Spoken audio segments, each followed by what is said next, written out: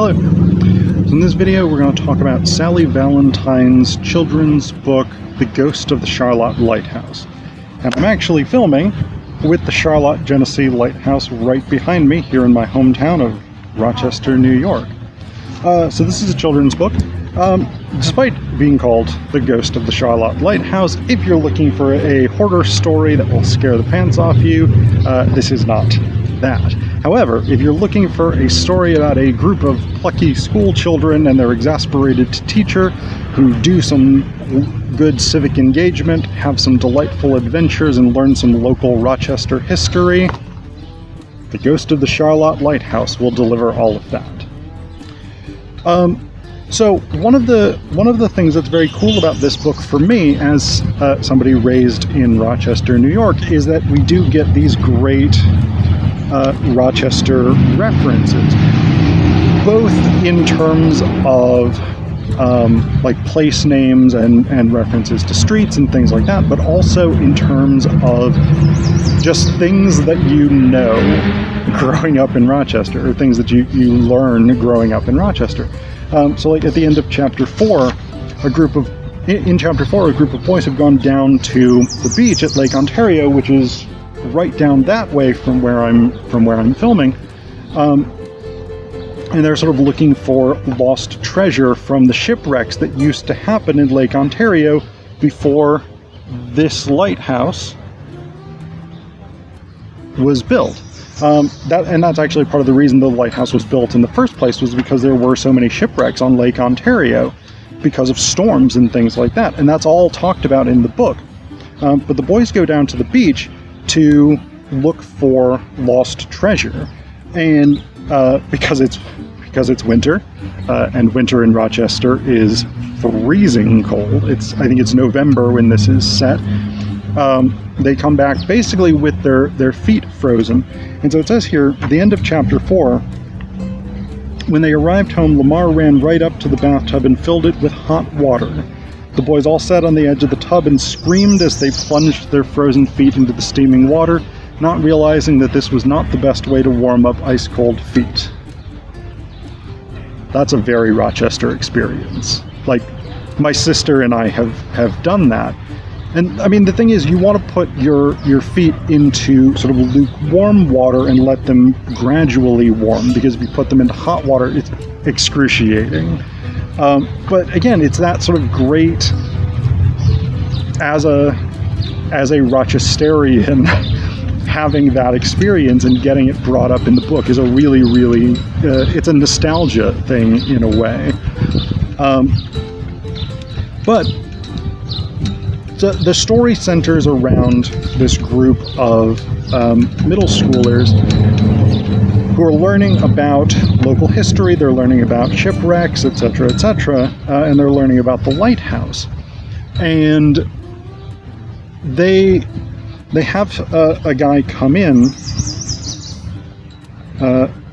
Mr. Davidson, I think? Yeah, Mr. Davidson. So Mr. Davidson comes in to speak to their class, and he's telling them about all of the repairs that the lighthouse needed. He's telling them about the history of the lighthouse, etc., etc. So you get that great local history aspect. But he also tells them about the ghost of the Charlotte Lighthouse, and how Mr. Davidson, when he was a kid, had lived in the lighthouse with his family, and they had heard the ghost. And basically the story is that there were two keepers, Mr. Phillips and Collier Cook. And there was a big storm, and they had to go out and light the lamp. But the causeway between the keeper's station and the lantern itself, this was in 1885, I think. Although, interestingly, at the end of the book,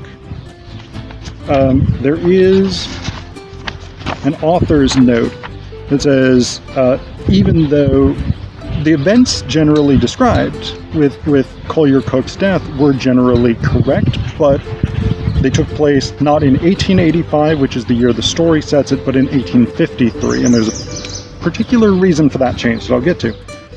But Cook suggested that they go out on the rowboat to light the lanterns. Phillips agreed. They went out. Phillips went to light the lantern, and in the rowboat, Cook the rowboat was flipped in the storm, and Cook lost his life. So Collier Cook became the ghost of the Charlotte Lighthouse, and the main sort of manifestation of that is there's a particular place in the lighthouse where he would scratch the walls.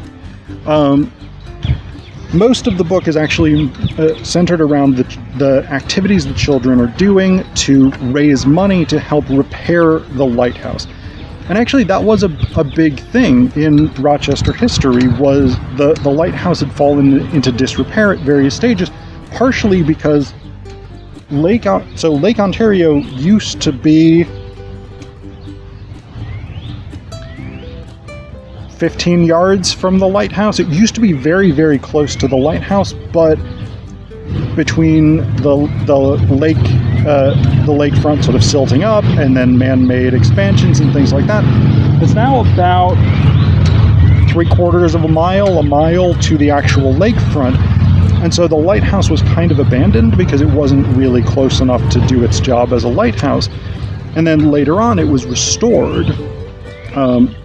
This is a fictionalized account of that. This is not actually how it happened, but that element of Rochester history, it was a big deal for local history. So a lot of the book is devoted to how these children are raising money to help restore the lighthouse. But then they actually go and visit the ruined lighthouse and sort of see the decrepit state that it's in. And one of the girls, when they go up into the tower, which actually my sister and I just did shortly before filming this, one of the girls loses her watch, and she individually goes back to get it, and she hears, as she's leaving, the scratching of Collier Cook's ghost. Ooh, spooky. Now the rest of the class is very skeptical of this, especially the boys. There's a big rivalry in this book between the boys and the girls. And so the boys are very skeptical of this. They claim that she was just making it up, etc., etc. But later in the book, the students come back to do some repair work. Like they volunteer.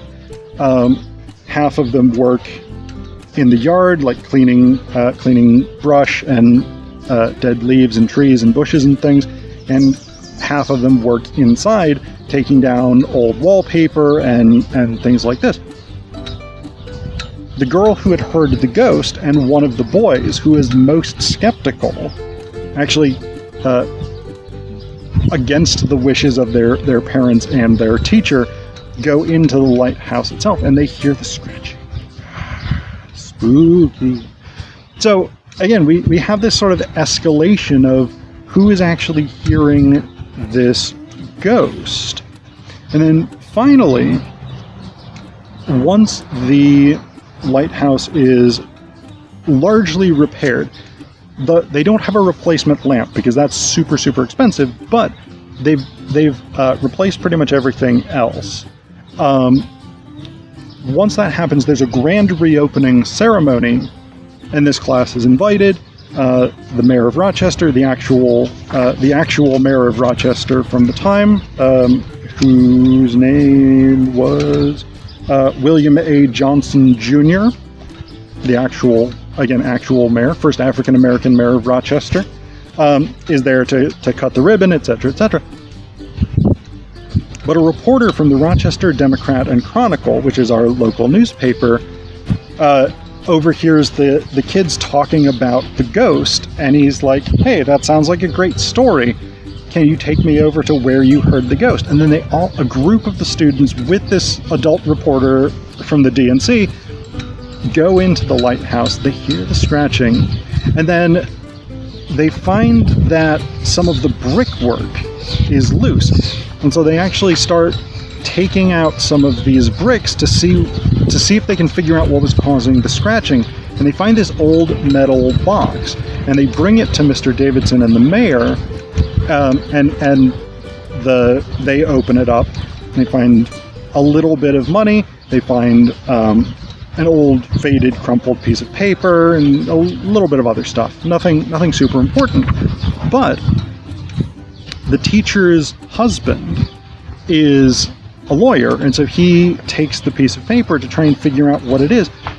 And what he tracks it down to be is shares in the Eastman Dry Plate and Film Company, which was the predecessor of the Kodak Company. And if you know Rochester, you know Kodak. Like, Kodak is the thing in Rochester, and it has been for a long time.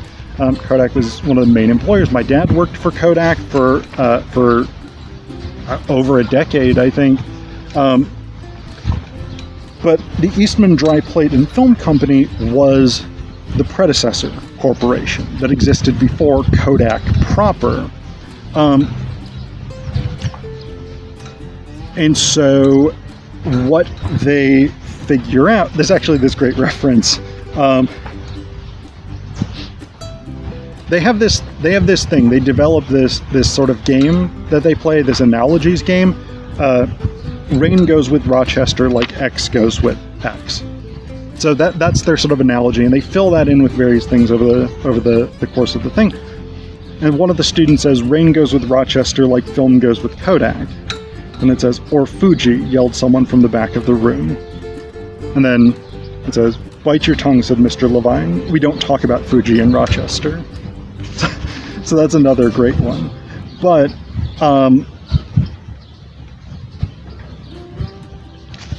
I don't remember if she gives the specific amount of money that the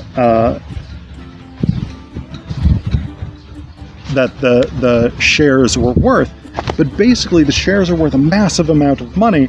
And so in the story, this is not how it worked in real life, but in the story, they're able to afford to replace the light with a cast iron light. Original style cast iron light. The only surviving descendant of Collier Cook is able to get some money for her retirement. She's an elderly woman, and then she uses the rest of the proceeds to buy a very nice computer system and a party for the students who'd found this. So it's a happy ending. Again, as a ghost story, it's not much of a ghost story. Like, Collier Cook, he scratches the walls a few times. We get that, that's fine. It's not especially scary. There's nothing particularly terrifying in it. He does lead them to his box with the shares and things in it. So it's a nice, pleasant little story. It's a good children's book. But really, for me, for my money, the main reason to read it is it's a great Rochester story.